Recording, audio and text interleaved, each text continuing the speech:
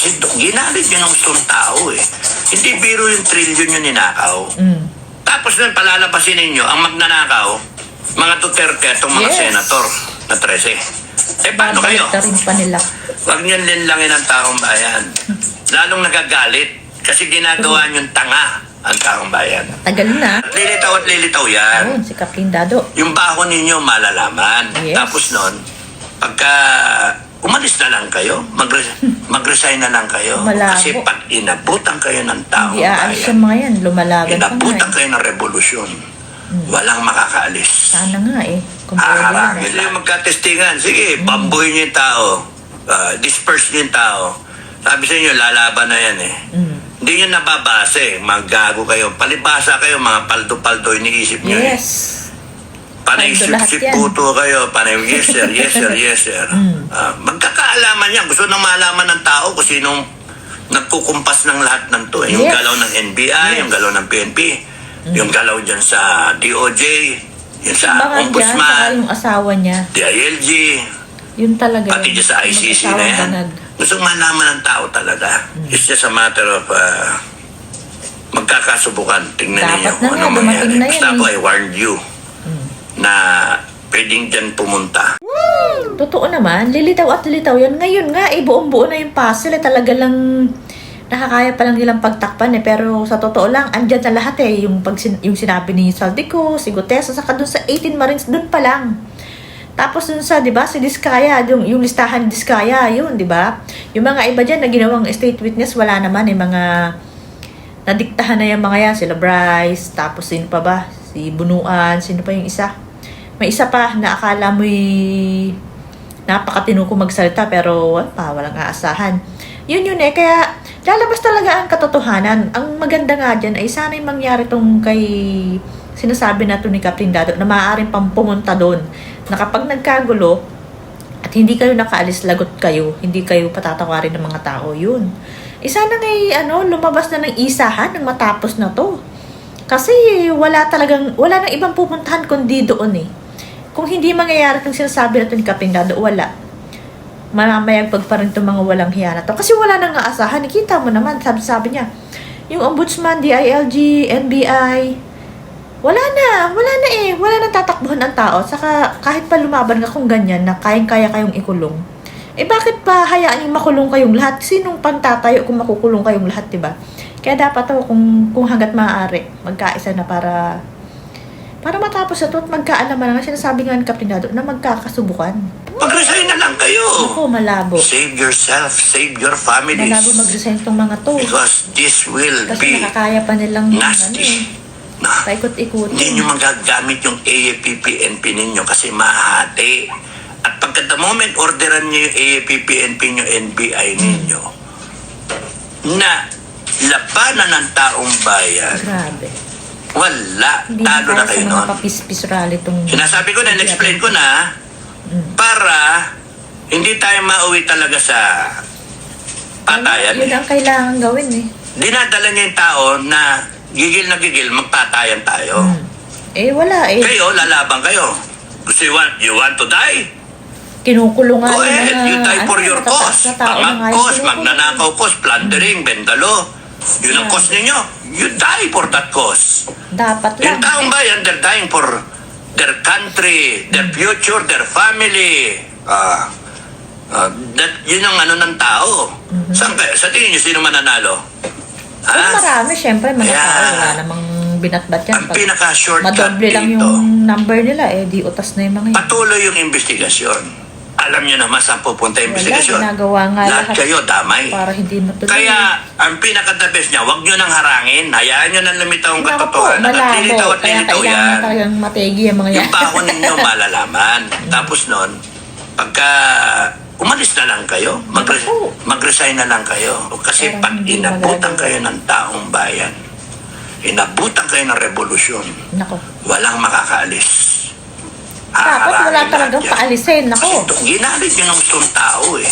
Hindi biro yung trillion yung ninakaw. Yes. Tapos nun palalabasin ninyo, ang magnanakaw, mga Duterte atong mga senator Eh wala, na 13. ganun talaga ang Paano ginawa kayo? nila. Huwag nyo linlangin ang taong bayan. Lalong nagagalit kasi ginagawa nyo tanga ang taong bayan. Tagal na nilang ginagawa. I'm telling you na Taon na, simula na umupo sa sila. pananaw ko, pwede akong mali. Pwede naman mali ako. Pero sa pananaw ko dyan, pagka lumabas ang taong armado, magkakaroon ng ganon. Magugulantang na AFP tsaka PNP. Pagka yan nahati, wala na. Tapos na. Kumampi yan sa taong bayan, wala na. Dapat Tapos lang na yan. silang kumampi sa mga tao. Kaya kayo, na mga umaasa na yung sip-sip boto AFP sa inyo, subukan natin, tingnan Huwag natin. lang nilang harapan Kasi ang mga taong tao, bayan, yun na lang pagka, magagawa nila eh. kaya nga lalabas yan, kaya nga sa palagay ko, lalabas yan ng armado mga tao. Kasi wala na AFP tsaka PNP, di na maasahan. Pati Wala. NBI, wala na. So, bonus na lang, pag ikot ng gulong at lumabas ang mga tao na armado, bakit? Para manggulo? Hindi. Protection. Para na yun. may pangdepensa sila sa sarili nila. Kasi wala nang maasahan. AFP, Wala eh. PNP, tahimik eh. Nabili yata ng pere. Na maleta rin eh. Ay, hindi malamang So, ang sure. critical dito yung Sure yan. magkaroon ng investigasyon, hayaan nyo lang yan.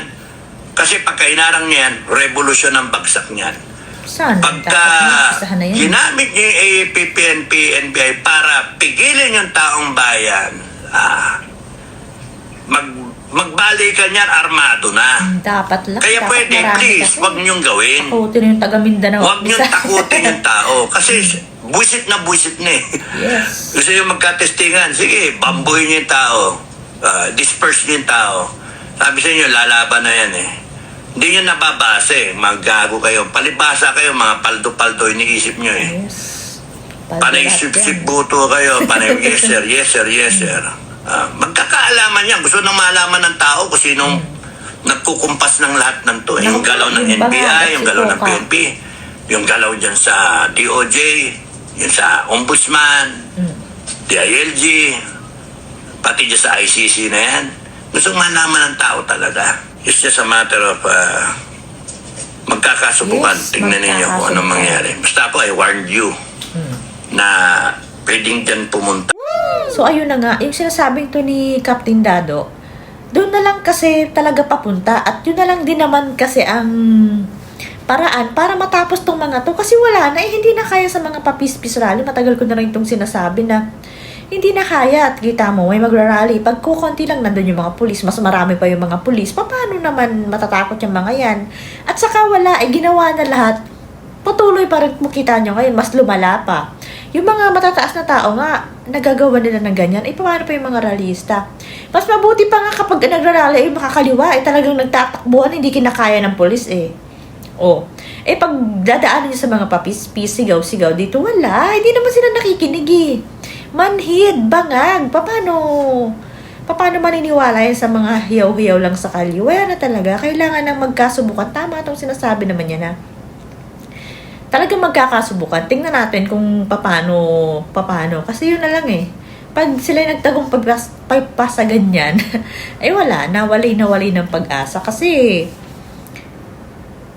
wala talagang akalaan mo yan,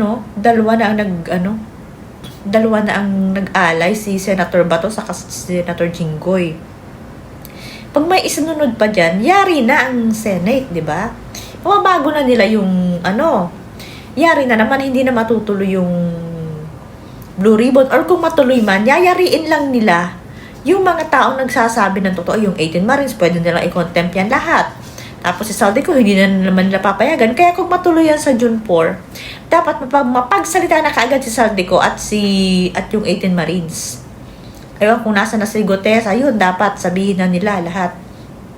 Saka si Chavit. Saka kung talagang may naririnig akong June 12 daw dapat isang labasan na lang. Hanggat maaari, kung pwede, sige na. Hakutin nyo na yung mga tao sa Visayas at Mindanao na mga talagang gusto nang tapusin tong bangag na to. Kasi wala na talagang pag-asa Sobra na talaga itong ginagawa nila. Kalaan mo yan, kulong na naman si Jinggoy. Samantalang wala naman sa listahan ng mga nagsasabi na tumanggap ng maleta.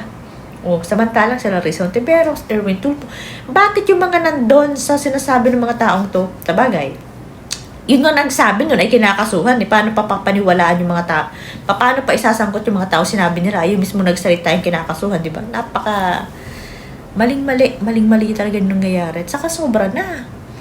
Sa sobrang laki ng ninakaw nyo, ang dami nyo pang taong, alam mo yun, ang dami nyo pang taong kinawawa, ginipit.